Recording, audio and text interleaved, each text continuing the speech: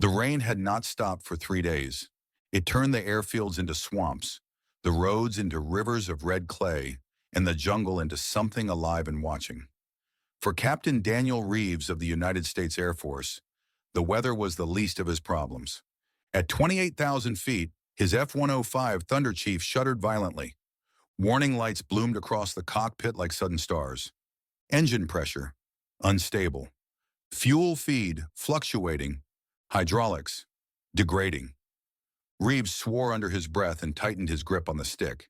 He had flown combat missions over North Vietnam for 6 months, long enough to know when luck was running out. The Thunderchief was a beast, fast, heavy, designed to deliver punishment and escape before anyone could react. But now it was bleeding speed, bleeding control. "Steel 6, you're dropping off scope," crackled the radio. "Confirm status." "Steel 6 taking system failures," Reeves replied, forcing calm into his voice. "Possible compressor stall. Attempting recovery." Below him, the clouds parted for just a moment. Green jungle, brown rivers. A world that did not care whether he lived or died. The engine coughed again, this time violently, and the aircraft yawed left. Reeves knew the numbers. He had seconds, maybe a minute. Ejection meant capture. Staying in meant fire. He chose survival. The canopy blew away with a deafening crack. The world exploded into noise and wind and white force. The seat tore him upward, snapping his body like a whip. And then there was silence, broken only by the snap of his parachute opening. He drifted downward through rain and smoke, watching his aircraft spiral away, disappearing into the jungle. By the time his boots hit the ground, North Vietnamese soldiers were already running toward him. Reeves expected interrogation, beatings, starvation. He did not expect curiosity. Within hours, he was moved. Not to a local camp, but deeper inland. Past villages, past anti-aircraft batteries hidden beneath camouflage nets. He noticed trucks, engineers, men in plain uniforms with notebooks instead of rifles. They were not looking at him. They were looking at where his aircraft had fallen. The crash site was secured within a day. What surprised Reeves, even through the fog of exhaustion and fear, was how intact the wreckage appeared. The Thunderchief had buried itself nose first into soft ground, absorbing the impact. The wings were torn, the fuselage cracked, but the engine section remained largely whole, and so did much of the avionics. Within a week, Reeves overheard a word repeated again and again by his captors. Quan Trong. Important. What Reeves never learned, what would remain classified for decades, was that his aircraft represented something rare, an intact example of late-generation American strike fighter technology. North Vietnam did not have the capability to fully exploit it, but China did. In early 1968, under cover of darkness and rain, parts of the Thunderchief were disassembled, loaded onto trucks, and driven north, across borders that officially did not exist, into facilities that officially were not there. The transfer was approved at the highest levels, not as a trophy, as an experiment. The Chinese engineers stared at the American jet in silence. They had seen Soviet aircraft, studied MiGs, reverse-engineered engines, radar sets, control systems. But this was different, bigger, heavier, obsessively complex. Colonel Jiang Wei, chief test engineer, walked slowly around the fuselage. He ran his fingers across the access panels, the wiring ports, the reinforced titanium sections around the engine bay. "So many systems," he said quietly. One of his assistants nodded. "Redundancy layered on redundancy. It assumes infinite maintenance." Zhang did not smile. "It assumes infinite resources," he corrected. Inside the cockpit, the differences were even more striking. Multi-layered displays. Warning lights for failures that could only occur if 3 other failures had already happened. A machine designed to be managed, not simply flown. "It is a flying factory," Zhang said. "And factories break," the assistant replied. They began the disassembly. The engine alone took weeks to understand, not because it was revolutionary, but because it was fragile. Tolerance is so tight that minor debris could cause cascading failure. Components that required specialized tools and precise calibration. The radar system impressed them more. Long range, powerful, demanding. This aircraft is not meant to survive chaos, Zhang concluded during one briefing. It is meant to dominate controlled environments.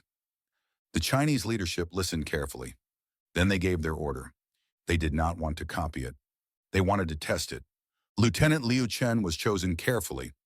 34 years old, former MiG pilot, calm, methodical, politically reliable. He had flown Soviet designs long enough to feel their limits and their strengths. When he first saw the American aircraft on the runway, he frowned. "It is enormous," he said. "Yes," Zhang replied, "and we want to know why." The ground crew worked for weeks adapting the aircraft to local fuel, local maintenance standards, and improvised instrumentation. Some systems were bypassed entirely. Others were reinforced. The Americans had built the Thunderchief to operate from pristine bases with armies of technicians. China would see how it behaved without them. On the morning of the first engine test, Liu climbed into the cockpit. The seat felt wrong. The controls felt heavy. The machine felt demanding. He started the engine. It roared to life, smooth, powerful, confident, and already warning lights flickered. Liu smiled thinly. "So," he said into the recorder, "this is how Americans fight." The aircraft began to taxi, and somewhere deep in its systems, stresses began to accumulate, quietly and visibly, waiting for the moment they would be tested. The Thunderchief rolled forward slowly, its tires hissing against wet concrete. Liu Chen kept his movements minimal, feeling the aircraft through pressure rather than sight. The controls resisted him, not violently, but with a steady insistence, as if the machine expected strength as a prerequisite for authority. This was not a MiG.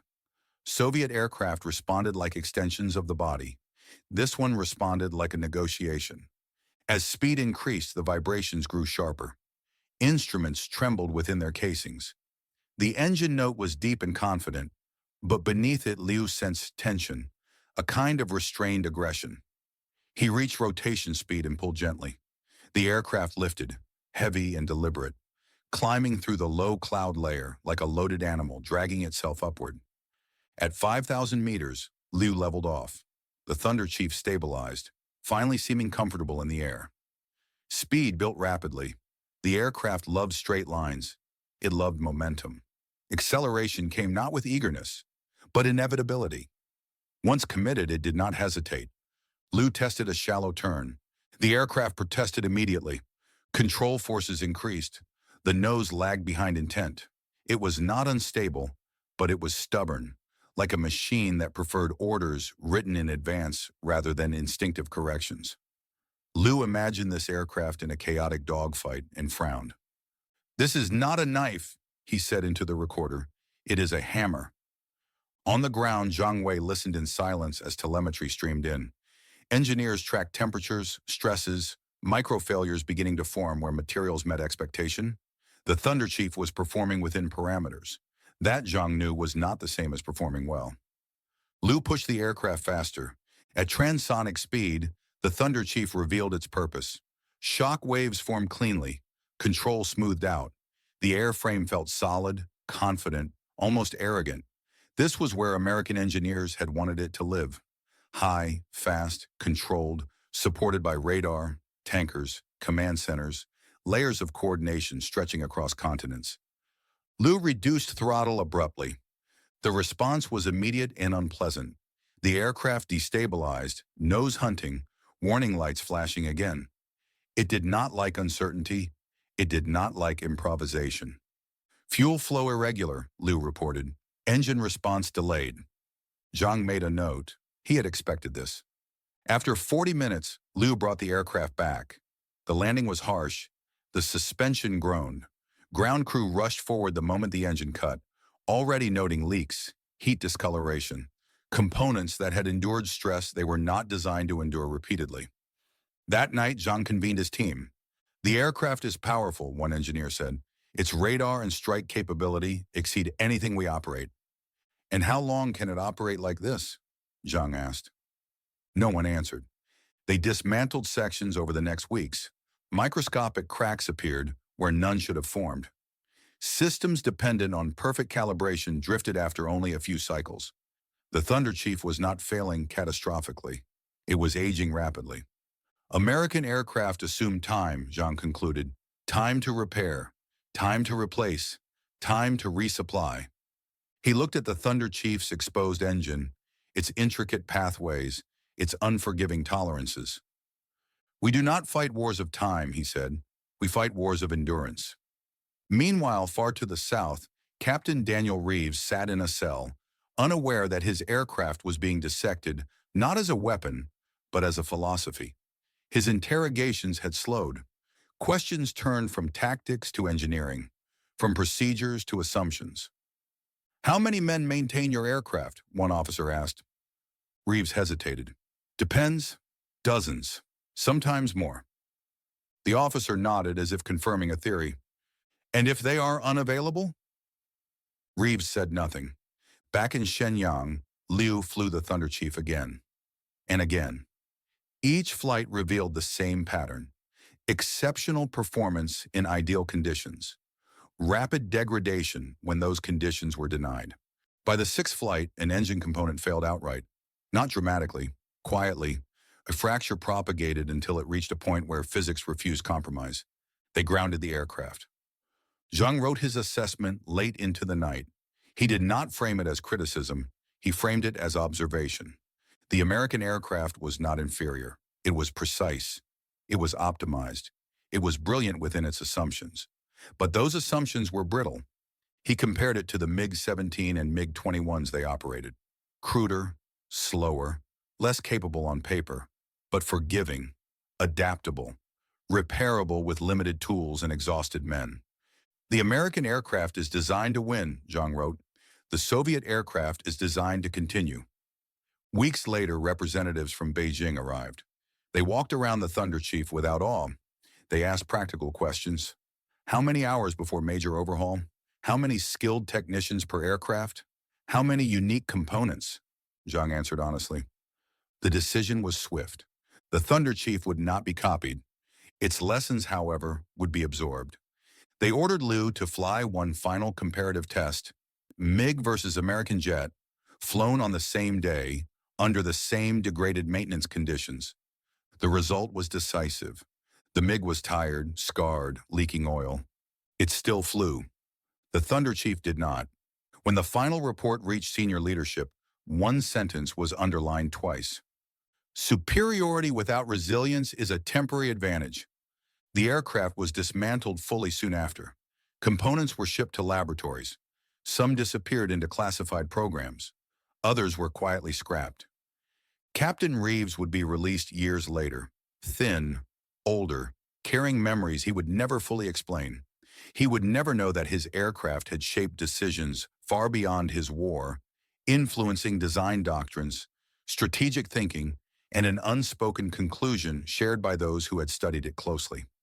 That complexity is powerful, but simplicity survives. Years later, long after the captured Thunderchief had been reduced to numbered components and metallurgical samples, its influence continued to spread in ways that were never acknowledged publicly. There were no monuments to it, no official reports celebrating its role.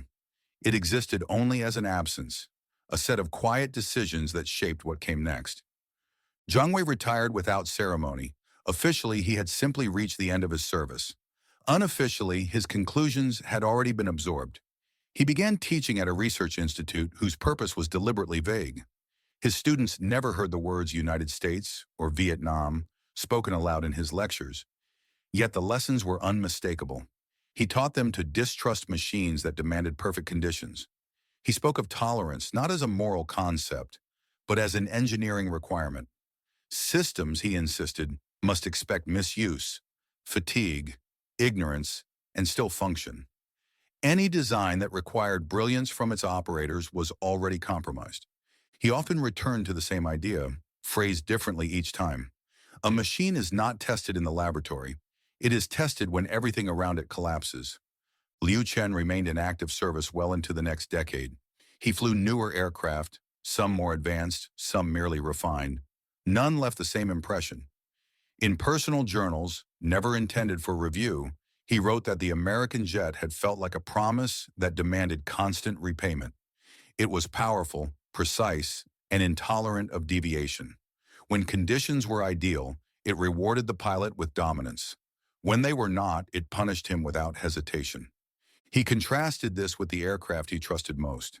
They were slower, rougher, often unpleasant to fly, but they forgave errors. They bent without breaking. They accepted exhaustion as part of their environment. War is not flown by machine, he wrote once. It is flown by tired men.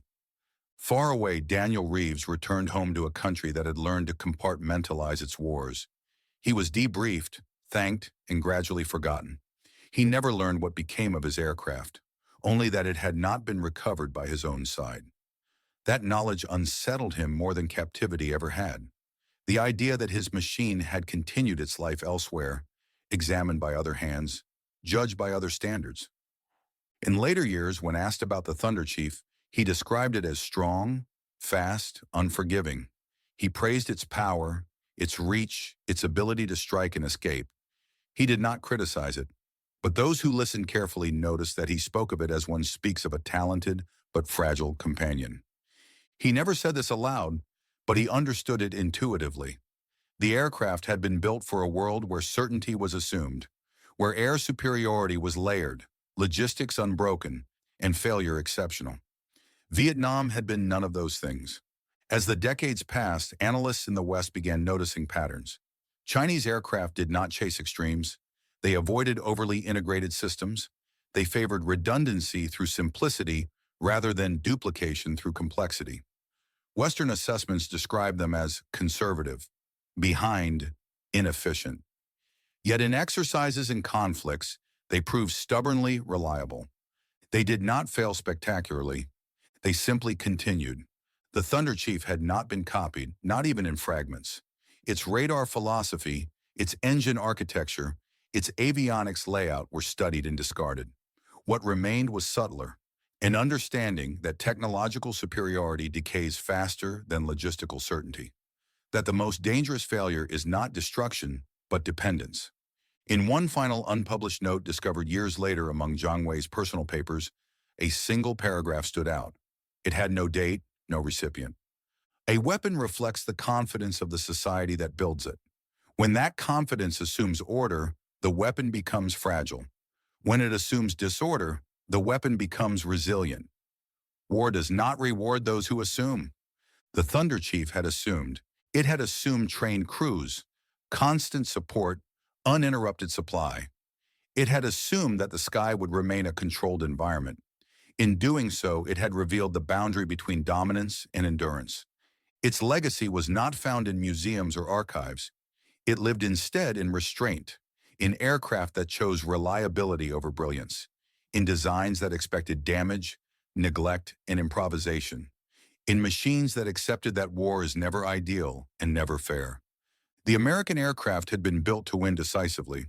The lesson it left behind was how to survive indefinitely. And in the long arc of conflict, survival, not victory, was what shaped the future.